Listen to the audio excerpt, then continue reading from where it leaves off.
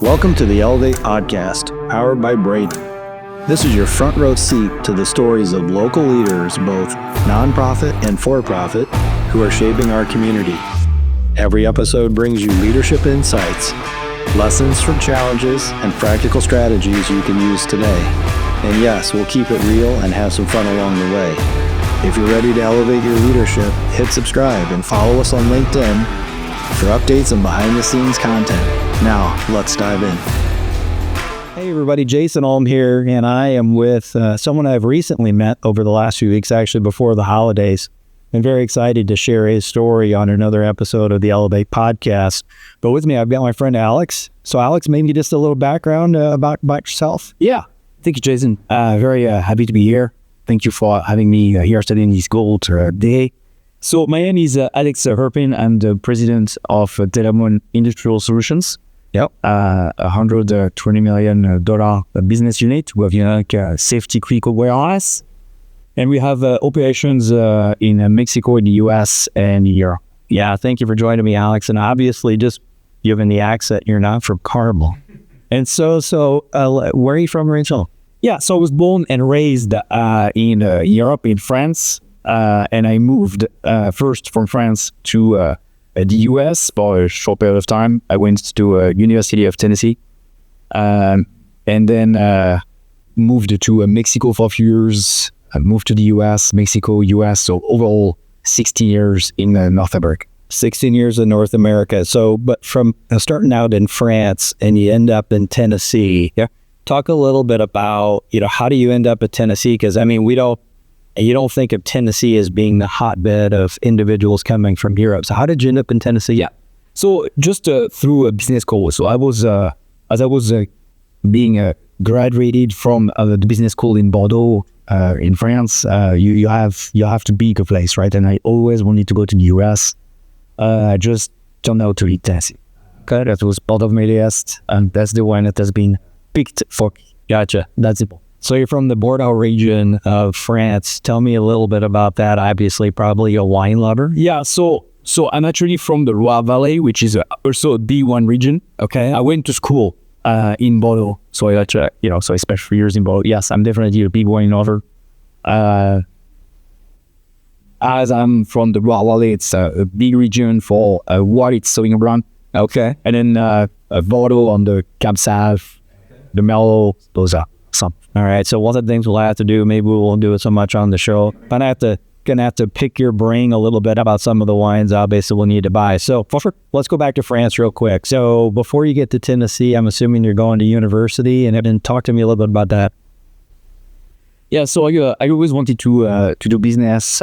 So I decided to after high school to go into business schools. You have some major business schools in Europe and in France, and that was always my first goal was to go work in supply chain. So I decided to get a master degree, an MBA. Is a specialization on supply chain, and I picked the Bordeaux Business School, which now is named Cage. Okay, gotcha. All right. Yeah. So when you're going through high school and deciding where you want to go, what was kind of the genesis to go that business route? Were your parents in the business world, or were they entrepreneurial? And talk to me a little bit about why you decided that. Yeah. So my dad was always within the business world. So he worked for a finance department at a local company, and then he worked in insurance. But no, it was more like at the very beginning, I wanted to become a lawyer. Okay. So my goal was to go into law school. Yeah. And then that was one of my teacher in, like I was 17 in high school, and said, hey, you know what? You should probably think about something else that just go to law school or university. Why don't you think about like political science? Okay. Or more on the business world. Yeah. And yeah, that clicked with me. So I'm like, yeah, for sure. I think I can become probably an executive, and that's what I want to do. Interesting. So 17 years old, a teacher notices something.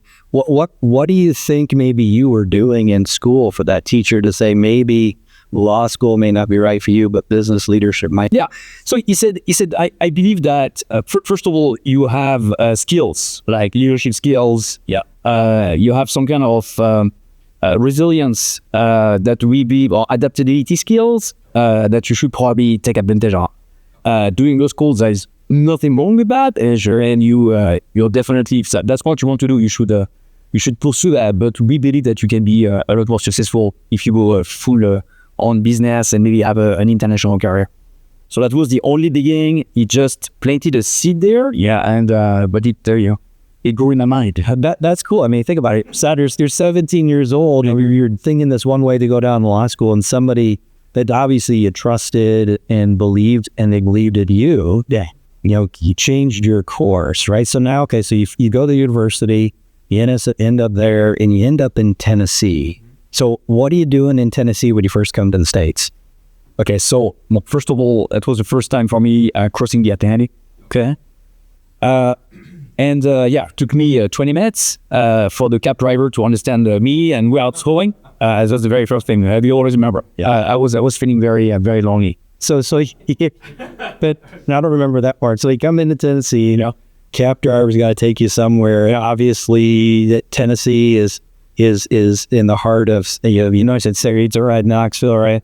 And so you're coming in, you're telling the cab driver, I need to go to blank, this hotel or wherever the case is. 20 minutes later. That's right. He gets you in there. Yeah, exactly. And then I'm like, okay, well, that's gonna. Yeah, I have a long way to go. I thought I was speaking English. No, I was not. Okay. Right. So anyway, that was my really first contact with the US and 1,000 states, and that was So that was great. I mean, it was a big, huge experience for me. First contact with the US, the way of life, and how students were behaving, what they were learning.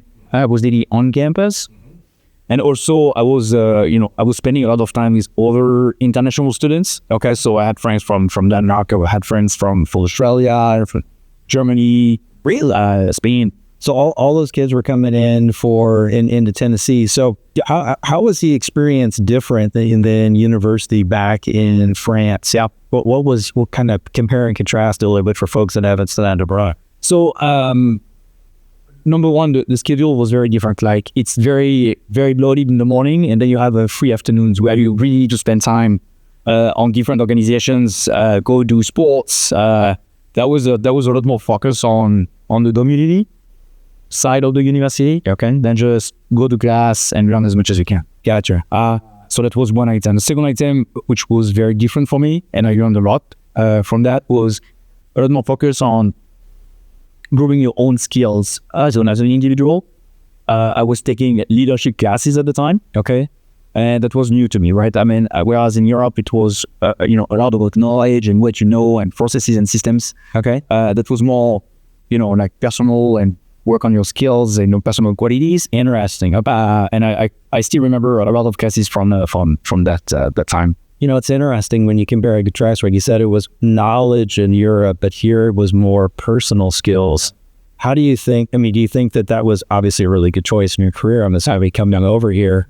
And so going through that program, how did you finish up? And then what were you going to go do next? Yeah. So, when, the good thing about the system, the business school system in France, they give you a chance to take the gap year. Okay, so you're in for a master degree, and after the second year, you can take a year off and work somewhere.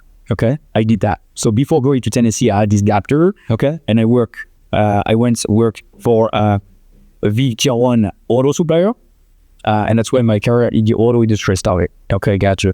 So you take that 1 year gap. I worked for that big company in Paris, then went to Tennessee, and I stayed in touch with that company, and then they said, okay, well, as soon as you finish your master degree, you get your degree, go study abroad, come back, we have a job for you in Mexico. No kidding. Okay, all right. So you take the gap year. Yep. And I've heard that a couple of times from folks. You take a gap year, you got some work experience, got an opportunity to get to know an organization, all right? And so they said, okay, go to your university in Tennessee. When you finish up, we have a job for you. But then you're going to go somewhere else. They send you to Mexico. So that's right. So now you're working with a Tier 1 automotive, industry company. Yep. And they send you into Mexico. So what's your role? What do you do? So I was as I studied supply chain, I decided to go into purchasing. Okay, so especially the purchasing organization at that company is very, very strong, very developed, very robust, very structured. Yeah, so it was a great first learning place for me. Gotcha. Because it turns out to be very commercial. So it's like you're sitting almost on the other side of the fence. You're like a salesman on the other side of the fence. Oh, I see. Because you negotiate contracts, you negotiate all kind of issues, you get involved in your logistic issues. So sometimes you have to run operations for some of your troubled suppliers. Oh, wow. Yeah. So that was that's what I went to Mexico and I became what they called back then Portuguese buyer. Okay, so when you're doing that in the purchasing side, is that where they aligned you, or did you get a choice in where you wanted to go with that role? What was the decision making process to get there? Well, it was pretty easy, straightforward. It was right after the big crisis of 2008 and 2009. Okay, they had one opening. So the choice was to do if you want a job. So he's, well, you know that. Oh yeah, okay, though, that's all right. But it turns out though that it's always interesting when something like that happens. It ends up being almost the exact right thing at the exact right time. That's right. Right. So you're in this role. How long are you doing that role with that organization? Yeah. So I had that role, and then probably a year.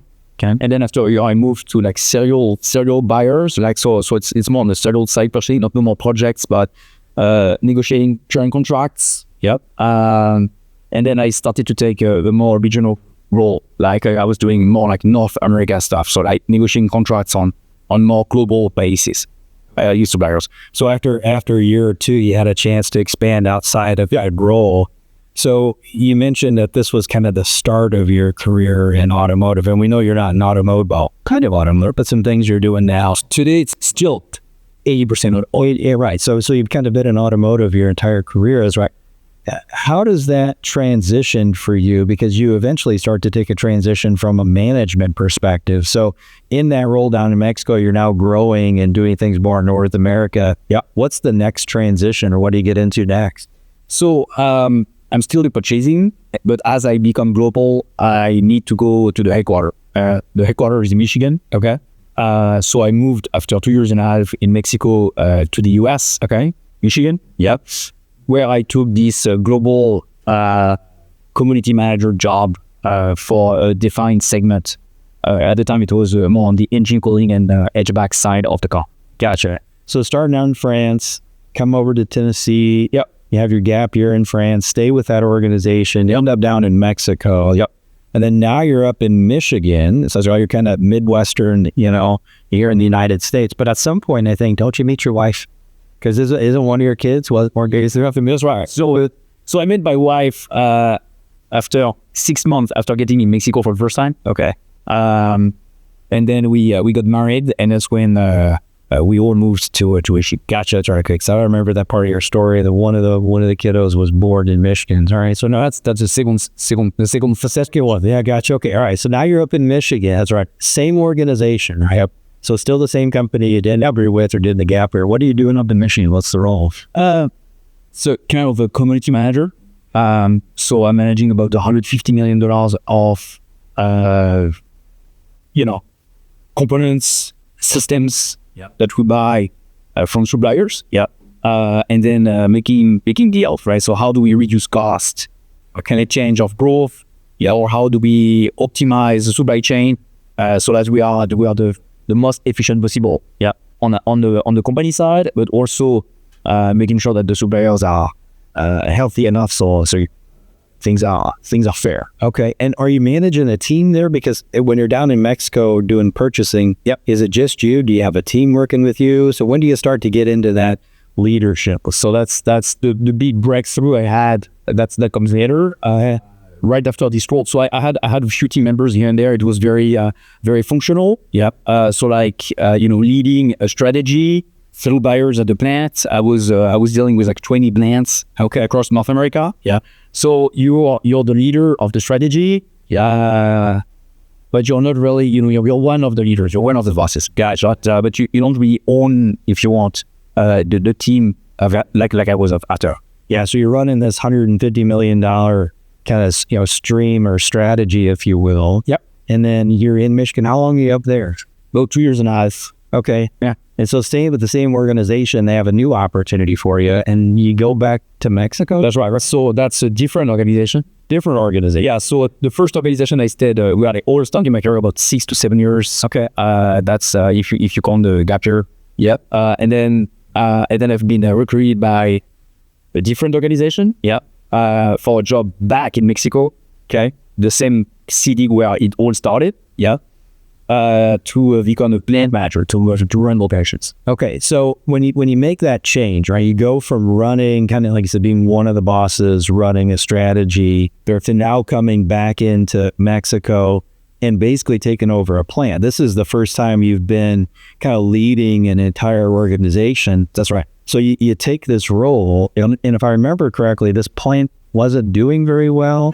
Yeah. I'm trying to remember a little bit of that story. So you make the decision to say, yep, we're going to do this. Yeah. Obviously, you've been to Mexico, you know the language, you know the culture down there, you've been there for a little while. So you're a good fit there. You walk into the organization, if I remember, was a little troublesome. So tell me a little bit about what you did, the role. That's right. So the company was, the plant was pretty young, only a few years in.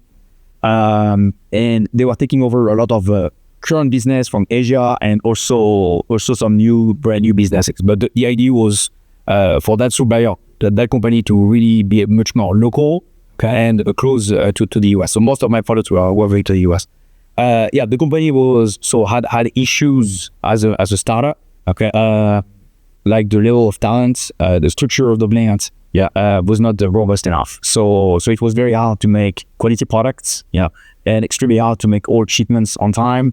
Absenteeism, turnover was very high. Discipline was low. So it was very hard to execute. Yep. And get anything done. Yeah, it's interesting, and I want to dig in a little bit more here because I remember the end of that story. You ended up turning that organization into a very, very good organization, world class, right? So you have all these challenges with people, processes. What are you doing? How do you get yourself to jump right in to start to turn the tide? What's going on down there? So the plant is 500 folks at the time. Okay, it's about $20 million of sales. Okay, so fairly small, but a decent size of our team, right? Yeah.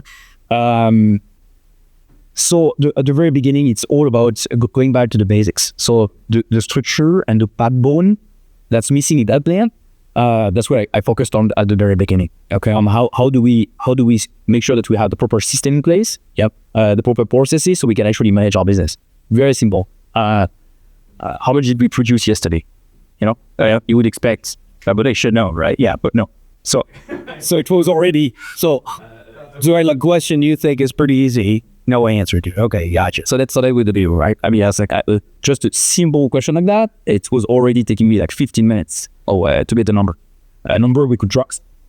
Yeah, because you could get a number, but whether it's right or not quite sure the date. Right. Okay. So then you go, you start drilling it down. So like, why don't we have the numbers? Or because whatever. Okay. And why is that? And why is this? Because we're missing somebody, or because there's an or because the system's broken, or whatever. Yeah. So it's really like taking, like asking questions and taking like simple issues like that, things that you would expect from day one in plant. Yeah. And running it down. And start solving issues one after the other, and that's how you start building your backbone and putting your structure in place. Okay. When there is a talent gap, okay, obviously fill the gap, and slowly you start solving issues, building your backbone, and then you never stop. It's always about trying to improve and be more robust and more stable. Gotcha. So after only a few weeks, we already saw results. And we were starting to make shipments on time. Quality improved right away. People were showing a lot more on time. Wow. Because you can feel like you start having a routine. You start asking the right questions. You start knowing what's going on. So that's when and people were very, very excited about it. Yeah. Right. So yeah, it was definitely for me the biggest breakthrough in my career very young. Right. So you think about that, right? So biggest breakthrough in your career early on. You come into a challenged organization, and you mentioned this a couple of weeks, you start to see results. That's amazing. Yeah. And so when you think back before you got down there to Mexico for the second time, were there areas in your past that kind of led you to understand that process to go through? I mean, because like you said, when you came down and the first role in Mexico with him purchasing. Yeah, it was the only role available, right? So was that role something that you did actually kind of help set you up for success the second time down there? So the training I had and the experience I got through my years of purchasing. I traveled the world. I've seen hundreds of plants everywhere in the world. Talked to many different people. Manage all kind of different logistics issues, and so it's a job that was very. It was a great learning experience for me. Yeah, very strategic on one side, very commercial oriented. Yeah, and at the same time, it could be very operational, managing crisis. Sure. And you see so many plans that you see what's good, you see what's not so good. You see what good should look like, and you also see what needs a lot of improvement looks like too, right? So I was already adding guidelines in my mind on what we should be doing and what should not. Yeah. So you were building the foundation, not knowing what was going to happen in the future, but the foundation you were building globally to come back into that facility in Mexico, you really had that ready to go. So there are 500 people, around $20 million, right? You're managing the entire plant. Right. How long are you there, and kind of where does that go under your tenure? Yep. So I stayed in charge of that plant for 4 years. Okay. The plant went from 20 million all the way to 80. Wow, in terms of sales, yeah. And we tripled the size of the plant.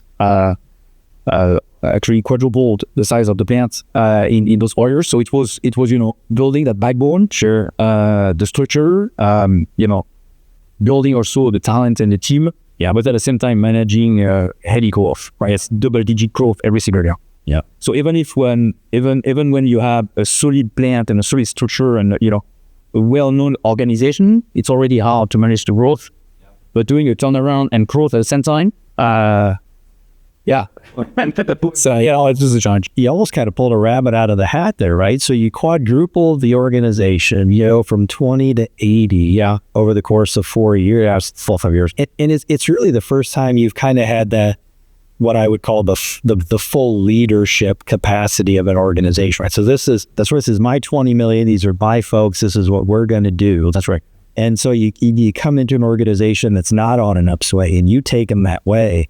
You now have built yourself a formula for a success, right? So what you need to do to come in. I'm curious, from a team standpoint, did you have to identify some key players down there in Mexico that you could help kind of raise up as well to help with that? So what was that like? Yeah, I mean, it was the case back then. It's still the case today, right? So it's like you always have to make sure that you have your key players for first know who they are, and then are they the right seat? Driving the right activities. Yeah. Where do they have a gap? Is it because of the design of the organization, or really because of the level of talent? That's always the case. In that experience, or all the experiences I had after, or even the one today, it's always, for me, people and talent. It's always number one. The team is the one who's going to make you successful as a leader, and I think I'm the leader that's going to drive the team in a way where they're going to be successful. Yeah. So it's just interesting as you go back and look through your history. When we start all the way back from in France and in high school at 17, somebody's saying, "Hey, you've got these skills," and the first time I really get a chance to practice it down in Mexico. So you're there 4 or 5 years. And grow the organization. You're doing well. You're in Mexico. If I remember, I think your second kiddo was born in Mexico. Is that right? So no, my first kiddo was born in Michigan right after after I dug those fires. Yeah.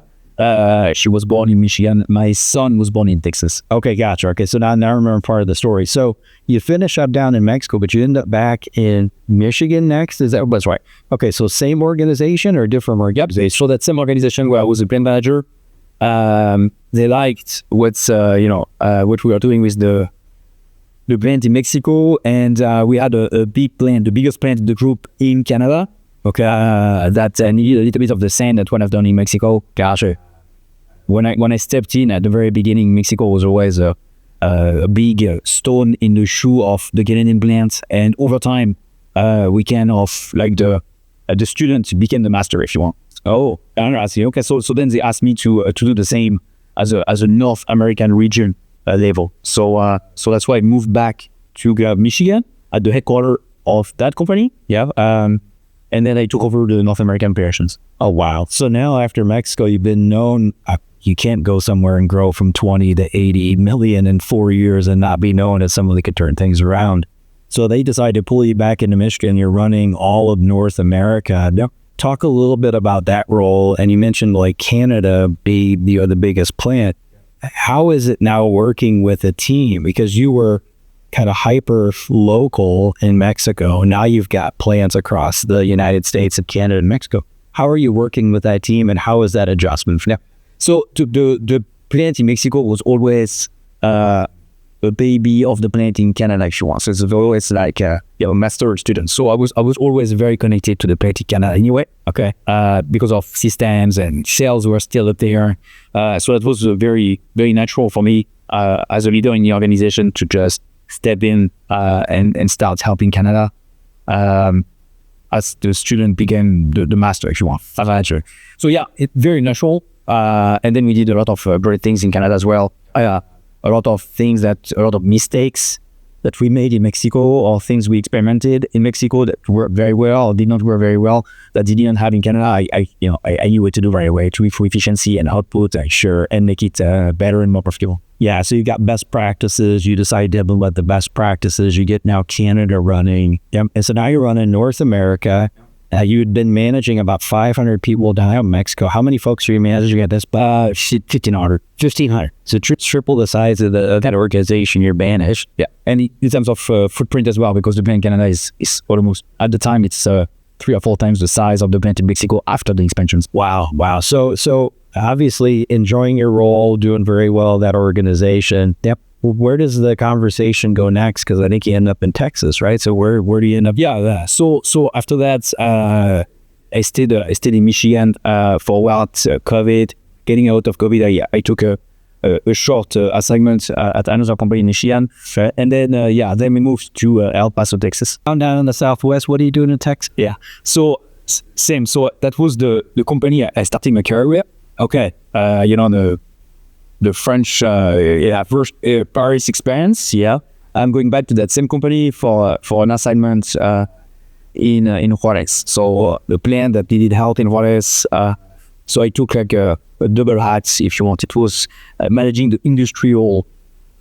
whole industrial footprint and strategy for electronics in North America, okay, and helping that plant as well. So it was industrial operations role, reporting directly to the president of North America. Okay, gotcha. All right. So now you're running that place down in Texas and doing essentially the same type of role you've been doing in operations. Yep. Okay. So you're in Juarez, Texas, but somehow you end up back here in Herpin. Yeah. So that's where we that gets us to Telamon. Yeah. Things are going well in that company. It has been 2 years. It's $1.2 billion as a scope. Okay, so it's large, it's fun, and then it's when Stan comes see me in Texas. Gotcha. Okay, so this is one part of the story that I really thought was kind of cool. So Stan, right? So Stan is the CEO of Telamon, right? That's right. CEO and owner of Telamon. He ends up going down to Texas to talk to you. Tell me about how did that happen? How did that transpire? Why did he end up coming down? Yeah. So I've been approached by a recruiter and talked to the Telamon, and they were looking for someone to help on the operations and probably take over the business unit at some point. Business unit had a nice growth trajectory, and the current leadership was probably ready to step up at some point, and then they need someone to come and take off. I had my doubts at the beginning. I was pretty happy where I was. Wondering if that was the right decision for me or not. Yeah. And that's when the recruiter told me, you know what, Stan wants to meet you. Probably somebody else, but he's definitely going to El Paso, and you can get. I love that part of the story, right? Because you're doing well, you're doing your thing down in Texas. They have a need. The recruiter reaches out to you thinking you're able to fill this role. And you got some doubts. It's like anybody would, right? Some doubts about another role, but the CEO says, I'm going to come down and see you. Clearly that sends a message. Yeah, you can't say no, right? I mean, you can't. you can't say no, yeah, for sure. Right? So you meet Stan, and clearly that conversation must have went pretty well because you ended up at Telamon. That's right. So then I like what I'm hearing.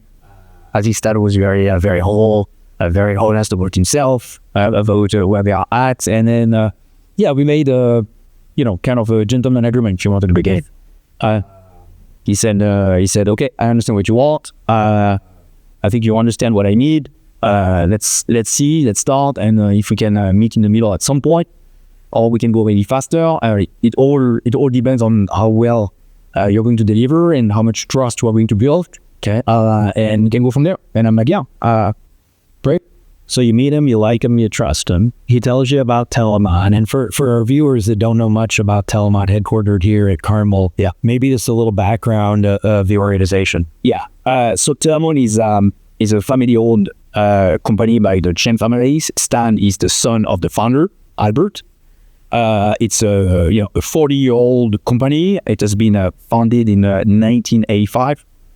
So I was not born yet. That's a jab for all of us that are older than 85. That's fine. The primary focus is on telecommunication stuff. So like distributions, wireless, 5G networks. That's what we do. And the family decided to invest almost 3 years ago into industrial businesses. And that's when they decided to acquire Westbrook almost 10 years ago.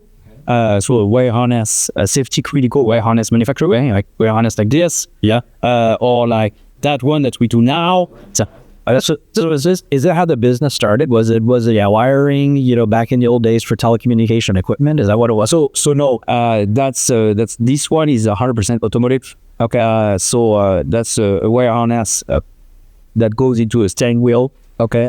We also make those that go into that connect the airbag to the rest of the system or to a safety belt. Okay, safety critical wire harness. 100% oil. And recently we diversified our business into this kind of wire harness. Okay, which is also safety critical, but this goes into a cooktop and an oven. So we are more on the appliance side. Okay, so still a large part auto, as we are growing into appliance. Okay, gotcha. So the organization is manufacturing. Yeah, right. It's in automotive for the most part, which has been your whole career. Right. So the team realizes you could be somebody that could come in and help lead this organization. Yeah. And you're the president of one of the divisions. So talk a little bit about what that is and kind of what your role is within the organization. Right. So Telamon is the core of Telamon is telecommunications. So there is one president also named Alex. For the divisions, the M wants to make it easier. It's got 2 Xboxes. I'll get it all done. That's such. And then I run the industrial division, which is, as I said, about 120 million now. When I came in 2 years ago, my over 2 years ago now, my job was to stabilize the operations, really get the operation ready for the growth. Because between where we are now and 2 years ago, we almost doubled the business on the wire harness, and I don't think the operation was ready quite yet. Okay, so you've got to come in and fix the operations, kind of get it ready for growth. Yep, but you just said something interesting there, right? So if we go back to Mexico in 4 years, you were from 20 million to 80 million. That's right. You mentioned 120 million is where you are today. So in a couple of years, you've gone from 60 to 120 million. That's right, 60, 70 to 120. Wow, and we still have a path to almost double that's in the next 4 or 5 years. No kidding. That's amazing. So when you're talking about growth, you talked about diversification, right? So you like cooktops and those types of things. Yeah. So the organization was really automotive, and you're beginning now to find yourself into different areas where you can be a supplier to those global brands. How have you been going to look at and figure out where you should be diversifying and find those product lines? So, the products on the auto side that we are making is great. We've been doing it for a long time. I would say probably around 40 years. Oh wow! So I still have in my team some of the number 2 and number 3 employees from back there. Oh no! So we have a ton of experience, and we really know what we are doing on the auto side. Okay, and we have been fortunate enough to supply all the main tier 1s on the market. Especially in North America, okay, but we are free to edge there. Gotcha. we're already a big supplier to all those folks. If we want to keep growing and share numbers like the one I just shared with you, you need to look somewhere else. Right. So the decision has been made that, we need to probably diversify beyond auto. So probably diversifying auto is one item. Yep. But also probably diversify besides auto. So appliances came up. And also probably diversify still beyond appliances. And that's where I come in. I'm not going to tell you, but yes, sure, of course. No, it's definitely my radar. Yeah, no, that's excellent, right? So the growth there, are you helping spearhead that challenge? So are you about actually leading some of those help sales efforts? Yeah, for sure. My first year, I was really focused on operations. Yep. Rebuilding that backbone and making sure that the team is ready to take on the challenge. I don't want to go into a new customer or any customer and say, hey, you know what? Let me earn your trust. Yeah. We're going to execute for you and meet up. Yeah. I've seen that so many times in my career that, that's not the value proposition I want to bring. Yeah. My goal is really to say, okay, give me your business. I want to earn your business. You can trust us because we are keys at execution. Yeah. So I really wanted to work on that execution side first. Before really going full in on business acquisition. Yeah, and so if you're thinking about that, what you said I think is true across so many different industries and really across business. You need to go earn their trust first, right? And so you had to make sure that the organization was set up in a way that you believed you could execute. Yeah. Right now you believe that, and you're having those conversations. What makes I'm sure there's other competitors out there, right? There's other competitors to Telamon. When you're out talking to an organization, what makes Telamon unique to those? Yes. So I would say, really trying to find the sweet spot between being large enough so we can take on big projects and having the right structure to support our customers. And at the same time, still being small enough so we can make decisions fast, we can be agile, and customers always feel like they have someone to talk to. Okay. I think that's the sweet spot that I really want to pack. Are we big enough yet? I don't think so. That's why growth is an absolute must. Yeah. But at some point, I think we're getting close. Yeah. So you're getting close to the size, but you've got the systems and operations, and you're building the relationships, right, individuals. And so it sounds like if you listen to kind of where you've gone in your career, relationships have been very important all the way from the beginning in France, right? A teacher telling you to go this route. Yeah. And then building relationships across the career. Now that you're managing this organization in Telamon, how are you helping maybe your team, right, to be able to build themselves to be better leaders? Are you guys doing anything for those folks in particular on your team? Yeah, for sure. It's always a number one focus for me. We look at the KPIs. Are we profitable? Are we getting more business? Are we growing? Are we making more money or not? Those are indicators that are telling you if we are trending in the right direction. Yep. If we are doing the right things, if we are making the right decisions. Okay. But that's not how I would define success. I think that's only a consequence on how we are doing things. And we just got a survey on the great place to work. Okay, yeah, sure. And at IS, at Industrial Solutions, we scored 89% in the US. Oh wow. So I was pretty excited about the results, and I can tell that on trust, respect, empowerment, accountability, we score high. Yeah, and I think those are just the basics and the main principles that if we always treat people with respect, we try to empower, trust, and hold ourselves, including myself, accountable as much as we can. The sky's the limit. Yeah, it's amazing. And so if you think about that, that's great advice for anybody out there. But maybe just a question about advice. You look at your career, kind of where it spans. Obviously, we know you weren't born before 1985. But so if you look over, the past couple of decades, and you think about maybe if you were going to bring some interns in or some new hires, right? Yeah, let's say you're going to bring some people into the organization. What are some of those things as their leader? You're probably not going to tell them this is exactly what your job is, right? You're going to have managers that are going to be doing those types of things. But what are some of those things you would say to that next generation that are coming into your business What are you encouraging them with, and what are you maybe telling them they should shoot their sights on? Yeah, it's a good question. Number one, I don't really have one style, right? Like one way of doing things or one way of telling people. I always try to adapt myself to the situation or to the people. So I would always try to probably hear and understand that income where it's coming from, what are his expectations, and based on that, I would probably adapt my guidance, if you want. Yep. But three things I'm going to say is, well, number one, I think we always have something to regret. So like never forget about learning. Yeah, it's okay to make mistakes as long as you learn from it. So the principle I had in the team is, guys, we can't just have a meeting to have another meeting. For example, drive actions. Always learn something, because if we don't make a bad decision or we take a wrong action, we can't learn. So doing nothing is always the worst outcome. Got it. Yeah, that's excellent. That's, by the way, a couple of things in there that I would just pull out for our listeners, right? So adapting your conversation to individuals based on why maybe they're asking those questions, right? That a situational awareness, always a good idea. Yeah. Right, because you need to understand kind of where they're coming from. But I like the premise of doing nothing is always worse, because you can't learn.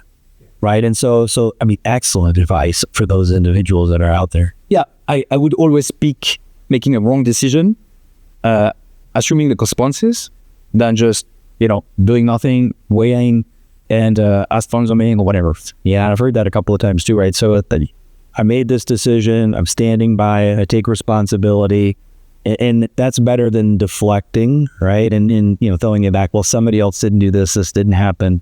You own the decision, learn from it, move on, and we're always going to be better. And it's hard to read back. Okay, so it's easy said. Even for myself, I mean, it's easy. Sometimes I have to remind myself. What the way I just told you. Always be learning. Right? So there's always an opportunity to learn. And so your career has spanned a lot of really interesting things. So today at Telamon, are you in a global position, or is it primarily North America? Who are you working with, and are you traveling the globe these days? Yeah. So the core mission of Telamon is mainly in the US. I am the international leader of the organization, if you want, because we have the headquarters in Carmel. Yeah. We have a plant in Dayton, Ohio. Yeah. And then, which is the historical headquarters, and we have a lot of very experienced folks in Dayton. And then we have a big plant in Mexico. It's 2,200 people. Oh, wow. In Mexico. And then we have a plant in Europe, in North Macedonia. It's about 300 folks. Okay, so you're kind of the de facto international player, because you've got Mexico experience, Europe experience, those types of things. That's right. So very, very interesting organization and focused on growth. Another thing that you had said early on was, I think your division, you said that you've got kind of employee 2 or employee 3 that have been around the organization for quite some time. Yeah. So that could be 30 or 40 years. That speaks a little bit to culture. That's right. I think, right? So, and maybe that comes back to Stan and Stan's family, but talk a little bit about the culture inside Telamon, because people don't stay for 30 or 40 years in that place. Yeah. So for Stan and for the family, that's definitely a number one priority. Like, we want to be a load-bearing support across generations. Okay, that's something when you came to the office, probably you saw it on the walls, or that's so it's always about we always see Telamon and employees more as a long-term partnership. Yep. Than just your regular contract from A to B. Gotcha. So definitely having people with long tenure in there, it's always rewarded and very well seen at Telamon. Yeah, and you don't hear very often. We actually have some of that here at Breed. We have some individuals that have been here 30 years. Yeah. And so again, I've always talked a little bit about that every company has some challenges, right? We all do. But when you take care of your people, you handle the challenges properly, people stay. And when you don't, people generally leave. Right. And so it's great to see. You mentioned that the original headquarters was over in Ohio, but you guys are headquartered now in Carmel. Now that's right. Okay. And so what was the reason for the change to get it into Carmel? So when the Chen family decided to acquire business, the name of the company was Westbrook at the time. headquartered in Ohio. Yeah, the Chin family acquired Westbrook and decided to move the headquarters Carmel. I got you. The rest of the folks, because they'd been here. The Chin family's been here. That's right. Gotcha. All right. And so Telamon, obviously, we've learned quite a bit about some of the things you're doing here. From a manufacturing perspective, I want to talk a little bit about technology, right? So maybe just some of the tech. And one of the things that people are talking about is AI and all these other types of things. How is, and you also mentioned that you guys want to maybe go from 120 million to 240 million. Are you leveraging some different technology to be able to maybe better take care of clients? Or maybe just what's going on in technology with your business? So to manufacture one of those, it takes a lot of hands. Yeah. So it's always very challenging for us as a warehouse manufacturer to work on automation and having robots do those things. It's always a big challenge. Yeah. So we're always working on trying to have more automation. Yeah. But it's not easy, or it could be expensive. What I would say is on technology, we supply about 40 million of those every year. Oh, wow. So on how we connect our thousands of part numbers on the supply side, controlling our production, managing our operation, and then making sure that we supply our customers 100% on time. That takes a big ERP system without what we would be unable to operate. So that's definitely for us. Without that ERP system, there is no way we can manage our business. Yeah, just because of the diversity and the complexity. Now, on AI, can AI tomorrow produce a warehouse? Probably not. However, we are looking at ways on how we can support quality teams, engineering, and take a lot of the low added value work away from them. So having a control plan, an example of control plan ready, for example, and then AI can get us do the control plan in 2 minutes instead of 2 hours, and having someone just sitting there and do this on Friday afternoon. That's all. Do we have AI that's really going to take us to the next step of efficiency? I don't see it yet, but definitely incremental points. Yeah, it's interesting. And I think I've talked to a number of different types of organizations all the way into nonprofits, and it's interesting how they're leveraging some of the technology today to get a little bit more time back for the human to do what the human can do very, very well, right? So like you said, a human might be able to put that plan together, but it might take 2 hours. Well, they can be done in 2 or 3 minutes. It allows that individual to focus on something that needs to be done. And something where the human being has a lot more value, of course, than just feeding a ship up. Of course, yeah, absolutely. Excellent. Well, I tell you, your career has been amazing. It's neat to hear the leadership journey, starting from 17 and then getting into business and being all over the United States and then ending up here in Carmel. Yeah, which, by the way, ended up being the best place. This is a great place to live. It is, right? It truly is a great place to live. Yes. And so maybe talk a little bit about community. We talked about culture and the organization. So maybe talk a little bit about the community of Carmel and maybe how Telamon is interacting with the community, but maybe just some thoughts about the community. Yeah, so I'll start with Telamon first. So at Telamon, it's always, very important for the family and for the company in general to support and give back to the community. At Telamon, we spend a lot of time on arts, trying to give back and help support local arts as much as we can. But we have also, a bit of a charity work where we try to help and support people in the Carmel area.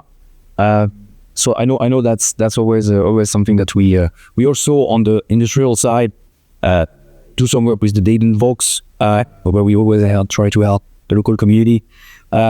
And we do some work in Mexico as well. It's more on, trying to support our workers' family and trying to provide opportunities.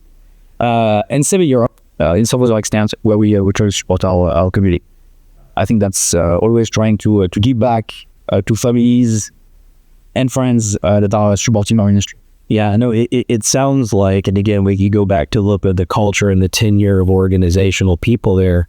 If you keep investing in them, they continue to invest in you. And that's really, at the end of the day, you make wiring harnesses for organizations to be able to put in their cars or put it into their appliances. That's right. You're really a people company. That's right. Right. You've got a lot of people around the United States, around the globe, that are helping you produce something that's a tangible product for your clients. So take care of them. They'll take care of you. That's a valuable position.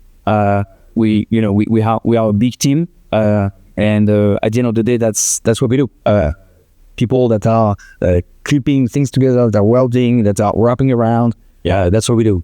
So without people or without happy people, we will not exist. Yeah, of course. Before we get into a little bit of fun, maybe we talk just a little bit about advice for folks that are in the business world today.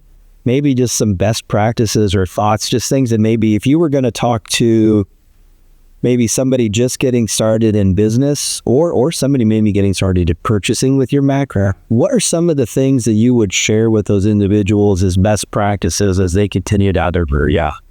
As I mentioned a little bit at the beginning, we always get very excited on growing sales, on AI, on the nice new shiny things. And we have to, and that's great. But I would always try to encourage people to really stay focused on execution.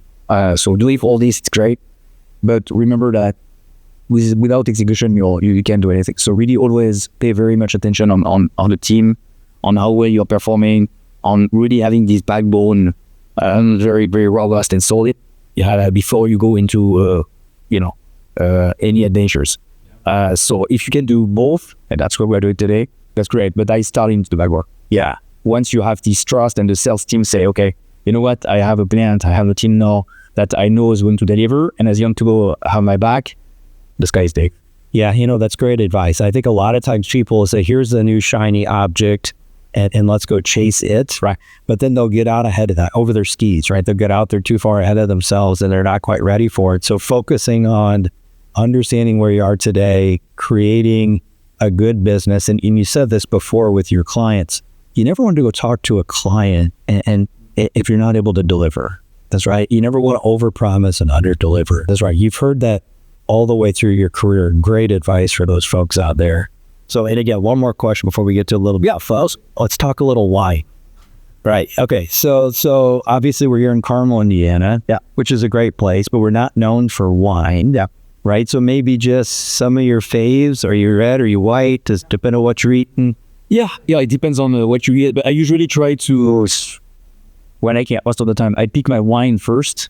And then I decide what to eat based on the one I want to drink. Well, I'm so big love that.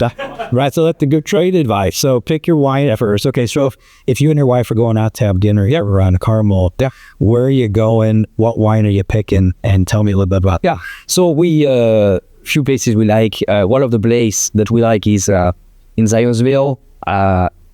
It's called the Trader's Point Creamery. Oh, sure. Yeah. So it's like a farm to table. Yeah. And I really like the place. Yeah. I think the quality of the product is really good. I like the spirit. Like in the summer, they have a garden there and you get to see actually what you're eating. That's prepared. Yeah, right. In the winter, it's a wood fireplace, very cozy. You eat inside the barn. Yep, especially brunch. I like the brunch there. And they have a decent wine list. Okay. Right, so definitely a Sauvignon Blanc from the Loire Valley, like a Sancerre. Yep. Or a Puy Fumé, that's to me, that's my favorite. And that's where you were from, right? The region you're from? Okay, yeah, it's hard to miles away from where I'm from. Okay. And then, so that's what we do on the Chardonnay side. Other party go Burgundy. On whites, I'm very, very French. On reds, I'm all the way well. But on whites, it's all Valley, Burgundy, Sauvignon Blanc and Chardonnay. Gotcha. Okay. All right. So I love that. And by the way, I love the idea of start with the wine and then picking your food. Yeah. Great idea. Right. So love that. So if you and your wife are out having some fun, if you're not eating at Trader's Point, what's flying around the system? Yeah. Well, I like cars very much. So I just sometimes go for a drive in the countryside, go to a racetracks. That's what I do as well in sun. Yeah. Not today. Not too cold today. Man, so for you, it's spend time with the kids. Cool. Yeah, so spend time. So 2 kids, and what are the ages?